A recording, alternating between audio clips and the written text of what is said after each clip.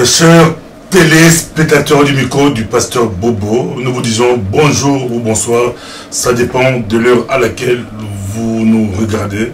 Nous sommes ici à Bruxelles et avec moi, nous sommes avec Olivier Kayomo. Olivier Kayomo, qu'on a surnommé les Lions. Les Lions est revenu, il est parmi nous. Nous savons que c'était des élections à Bruxelles et les Lions étaient candidats aux élections en Belgique. Nous sommes avec lui. Bonjour Olivier Kayomo. Bonjour Pasteur Bobo, bonjour aux internautes et aux téléspectateurs.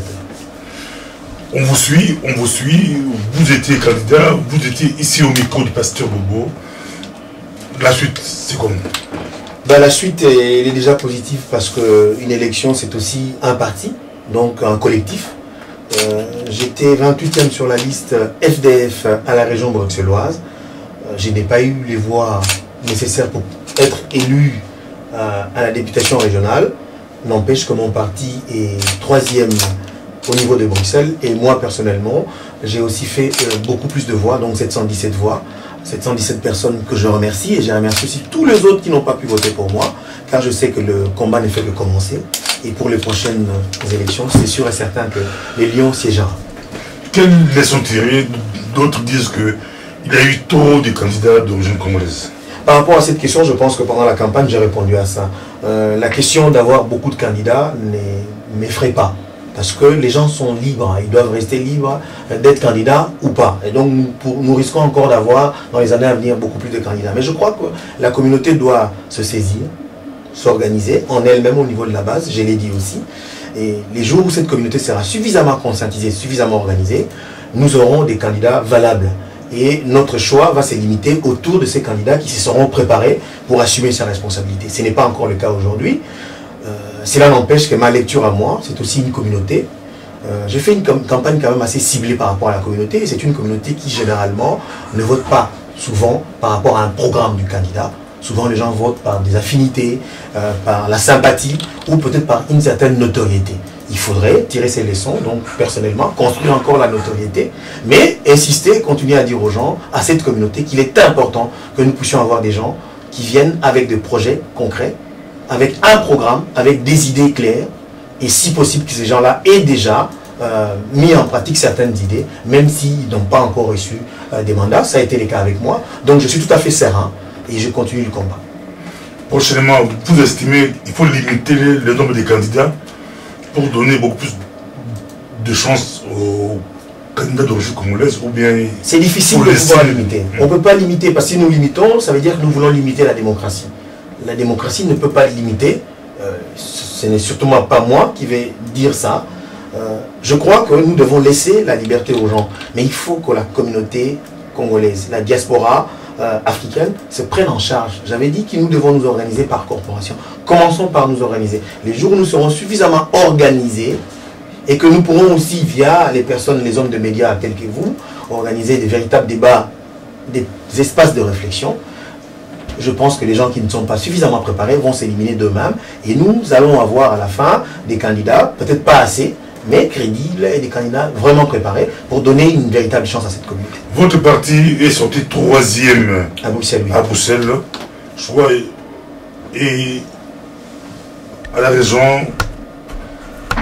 dans une bonne position. Nous sommes dans une bonne position, nous sommes avant les CDH, avant Écolo, c'était notre pari, notre objectif, et le pari a été gagné.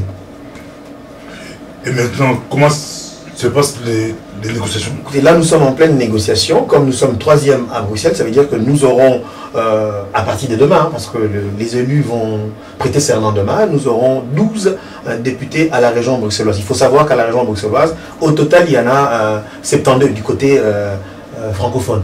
Si vous ajoutez avec le collège néerlandophone, ça fait 89. Donc sur les 72, tout parti confondu, nous avons déjà 12, ce qui nous place en 3e position, ce qui est très intéressant. Et donc pour l'instant, nous sommes dans les négociations pour former le gouvernement dans dans une coalition qui sera composée du PS, du CDH et naturellement des FDF. Le MRK qui était votre allié, ils ont été mis de côté. Comment vous pouvez exprimer cela? Alors, mis de côté, je pense que quand les élections se font en Belgique, il faut toujours une majorité après les élections pour pouvoir former le gouvernement. Et cette majorité doit venir des coalitions. Et les coalitions, c'est d'abord le premier parti en nombre de sièges, qui est le PS, qui tient la main. Et c'est cette partie-là, ce parti qui va initier les négociations. Donc il revient, je dirais à 50% à ces partis, de pouvoir choisir un peu les alliés. Et les alliés, souvent, c'est aussi pendant la campagne, comment on s'est comporté. Il me semble que les MR a été quand même assez dur par moment vis-à-vis du PS. Mais avec nous, votre allié naturel. Nous avons divorcé. Quand on a divorcé, on ne peut plus parler d'allié naturel. Nous avions été ensemble pendant longtemps, pendant près de 20 ans, et après, ça s'est terminé comme vous le savez. Et en même temps, les MR a pris sur son compte tout ce qu'il devait donner au cartel, en termes de budget, en termes d'argent. Vous le savez, avant les élections, heureusement, les tribunaux est passé par là, la justice a décidé que les MR devraient nous rembourser 670 000 €, ce qui n'est pas moindre. Parce que si on avait ça avant, ça aurait pu permettre à notre parti peut-être de faire encore une plus meilleure campagne que celle-ci, bien que nous nous contentons de ce que nous avons fait. Voilà, je pense qu'à un moment donné, il faut aussi que les MR prennent ses responsabilités et tirent les chapeaux, si je peux me permettre. La majorité au niveau de Bruxelles semble se dégager autour de ces trois partis. Voilà, nous avons été dans l'opposition pendant longtemps. Si aujourd'hui les MR doivent être dans l'opposition, c'est pas mauvais. Les Congolais de Belgique parlent déjà de Mbata, on dit Mbata et Bakolo pour parler de l'opération qui s'est passée à Brazzaville.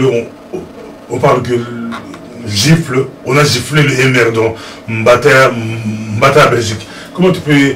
Qui a trahi? C'est le FDF ou... Bon, je pense qu'il n'y a pas de trahison par rapport à nous, mais bon, étant d'origine congolaise, je comprends bien l'expression. Si je puis analyser, je dirais que la question de Mbata, nous n'allons pas oublier, nous, en tant que personne d'origine congolaise, que les MR nous a aussi giflé hein, pendant les élections les élections congolaises en 2011. Nous avons eu une grande personnalité du MR, que je ne citerai pas le nom ici, qui a eu le culot de dire que, voilà, il y a eu élection, il y a eu tricherie certes au Congo, mais que cette tricherie n'aurait pas changé l'ordre d'arrivée. Ça a été un véritable Mbata pour nous autres. Je pense que maintenant, c'est aussi autour du MR d'encaisser ces Mbata-là. Donc si les Congolais se frottent un peu le main, je comprends. 700 voix pour Olivier, ça fait beaucoup, parce que le parti va quand même... 717. 717, ça fait beaucoup. Le parti va tenir compte. Écoutez, je pense que... Parce que souvent la communauté se plaint, on vous donne des voix, mais en retour... Écoutez, déjà l'avantage, je vais d'abord saluer pour dire que c'est vrai que quelque part c'est beaucoup, c'est vrai. 2000 ça aurait été magnifique pour pouvoir espérer passer. Mais ça viendra. Ça viendra parce que moi je suis dans le combat, je considère que le combat il faut se battre jusqu'au bout et jusqu'à la victoire finale. N'oublions pas non plus que notre communauté, naturellement, n'a pas tendance à voter pour un parti comme les FDF. Les gens, naturellement, avant, votaient pour le PS ou pour le CDH. Il faut le dire. C'est-à-dire que là, nous avons fait une campagne, mais alors assez costaud, pour essayer de faire comprendre à cette communauté qu'ils ont le droit d'échanger et donc de les tirer un peu du côté centre-gauche ou gauche pour pouvoir voter FDF. Donc ça, c'est un travail formidable que nous avons fait. Je crois que le parti est conscient de cela et que le parti, naturellement, pourra peut-être aussi rendre l'ascenseur, pas à Olivier, peut-être personnellement, mais à la communauté. Et si je représente cette communauté, il ira de soi que nous espérons que le parti tiendra compte de cela. Dans l'entretemps, moi, je continue à travailler et j'ai dit à la communauté que les voix, les 717 voix, ce n'est pas des voix données comme ça. Le remerciement, c'est aussi parce que je mène pas mal d'actions, pas mal d'activités au niveau de la communauté avant de pouvoir me représenter. Donc il y a tous ces projets,